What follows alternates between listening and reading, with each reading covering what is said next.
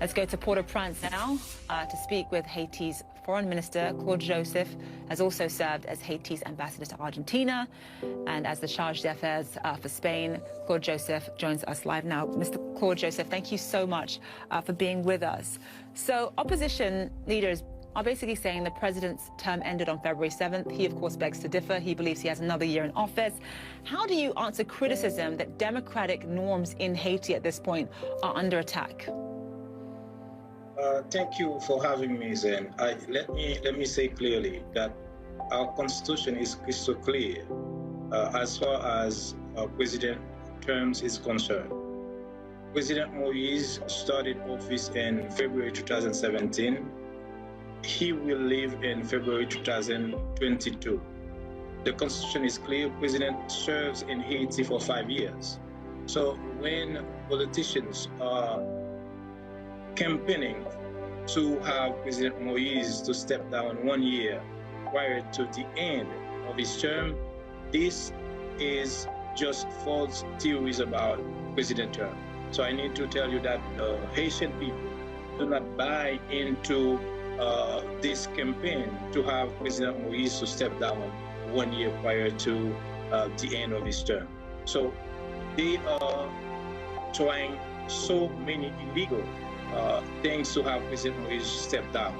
But we have the Haitian population that is indifferent toward this campaign.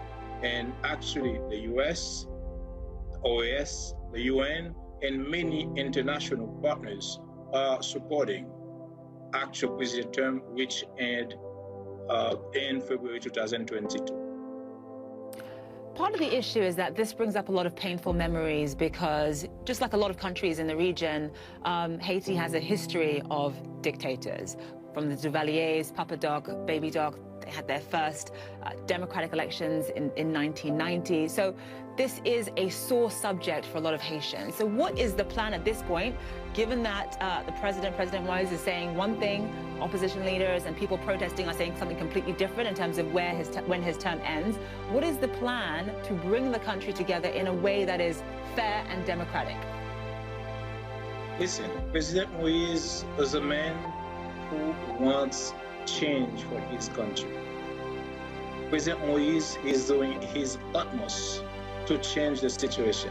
But I need to tell you that it's not an easy job for him, given that the status quo in Haiti is powerful. And he has been fighting against state captured by an elite few. Yes, President Moïse knows certainly the history of dictatorship in Haiti.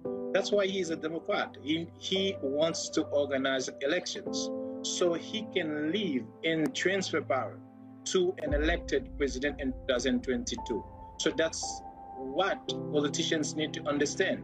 They need to stop providing false theories to their supporters that undermine the democratic process and compels them to violence. We cannot let violent mobs determine Haiti's political leadership. Only the people have that right.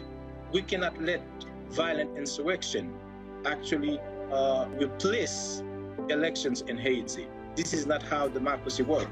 That's why the government is putting everything in place to organize elections. And actually, our international partners support elections.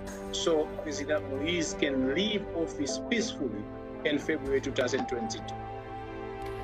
Because you bring up, how democracy works, the question of when the president's term ended or ends should actually be settled by the country's constitutional court. Now, a lot of people are concerned because several Supreme Court justices in Haiti were forcibly removed and installed with other people. The president put in power. What do you say to people who are very concerned about the fact that there doesn't seem to be an independent judiciary in Haiti right now? They were not forced to be removed. This needs to be clearly understood. Hello? I can hear you. Forced to retire. They chose, some of them, for instance, just think about a Supreme Court justice in the United States that self-proclaimed himself president, or that conspired with politicians to actually either force the president to step down. This will not be acceptable in the United States.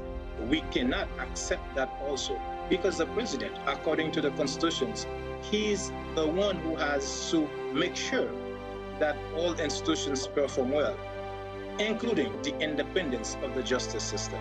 So what is happening now is you have one judge of the Supreme Court that was part of a conspiracy to get the president killed and replace him. This is an unacceptable situation. This will not be acceptable anywhere. So we cannot accept that in Haiti. President Jovenel Moïse is a Democrat. He was elected in 2016 by 56% of the people who voted. He took office in 2017. So he will leave, according to the constitutions in its article 134.1, he will leave office, and an elected president should replace him, as again per the constitutions. Politicians need to understand, in Haiti, we choose to replace our leaders through elections. So they need to convince the people, instead of compelling them to violence, instead of trying to get mobs determining Haiti political leadership. They need to understand that we need to put ourselves together to work for Haiti. And we need oligarchs, politicians, those who feel actually that the president is fighting against those privileges that they have been having in the countries for years. They need to understand that we need to put Haiti first. Our own interests should be second. Let's have the people, because the people are tired. I need to tell you that. The Haitian people are tired with politicians trying to ask over and over for transitioning a government. They cannot, and they have not patient enough to wait for elections to actually either be elected. The Haitian people are tired. They are indifferent, as I said before, to this campaign trying to get the president step down. And Mr. Joseph, I have to interrupt because we are running out of time. But of course, as you know, a lot of people would beg to differ with you in terms of whether or not Haiti has an independent judiciary, at what point President Moise's term ended, and the crackdown on opposition happening in the country right now. We have to leave it there. We will try to save it for another conversation. In the meantime, your country certainly needs to heal, given some of the images we're seeing right now on CNN. Claude JOSEPH, thank you so much for being with us.